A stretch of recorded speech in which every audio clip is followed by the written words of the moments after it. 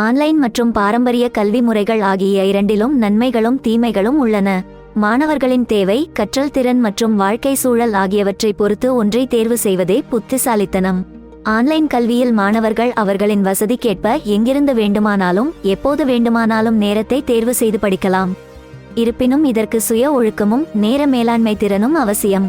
பாரம்பரிய கல்வியானது சக மாணவர்களுடன் நேரில் கலந்துரையாடுதல், குழுக்களாக பணிகளை செய்தல் மற்றும் தோழமையான உறவுகளுக்கு வழிவகுக்கும். மாறாக ஆன்லைன் கல்வியில் நேரடியான மற்றும் சமூக தொடர்புகள் குறைவு. பாரம்பரிய கல்வியானது ஆய்வகங்கள், பயிற்சி பட்டறைகளை உள்ளடக்கிய செயல்முறை கல்வியை வழங்குகிறது. ஆன்லைன் கல்வி இதற்கு இணையான நடைமுறை அனுபவத்தை வழங்காது.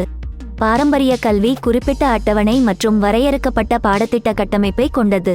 இந்த அமைப்பு அனைவருக்கும் ஏற்றதாக இருக்காது, மற்ற பொறுப்புகளுடன் படிப்பையும் கையாளுவது கடினமாக அமையலாம். கற்றல் தேவைகளுக்கான செலவுகள் ஆன்லைன் கல்வி முறையில் மலிவாக இருக்கும். ஏனெனில் பாரம்பரிய கல்வியானது பொதுவாக அதிக கல்வி கட்டணம் மற்றும் கூடுதல் பயணம் மற்றும் தங்கும் செலவுகளை உள்ளடக்கியது. பாரம்பரிய கல்வி முறையுடன் ஒப்பிடும்போது ஆன்லைன் தளம் பெரும்பாலும் பரந்த அளவிலான பல்வேறு பாடத்திட்டங்களை வழங்குகிறது. இருப்பினும் தங்களின் பட்டத்தின் மதிப்பை உறுதிப்படுத்த ஆன்லைன் நிறுவனத்தின் அங்கீகாரத்தை கவனிக்கவும். பாரம்பரிய கல்வியானது தனிப்பயனாக்கப்பட்ட வழிகாட்டுதல்கள் மற்றும் சந்தேகங்களை தெளிவுபடுத்த பயிற்றுனர்களை நேரடியாகவும் உடனடியாகவும் அணுக அனுமதிக்கிறது.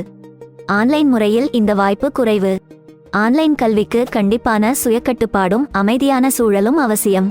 இருப்பினும் பாரம்பரிய கல்வியிலும் வகுப்பறை குறுக்கீடுகள் மற்றும் கவனச்சிதறல்களுக்கான வாய்ப்புகள் உள்ளது.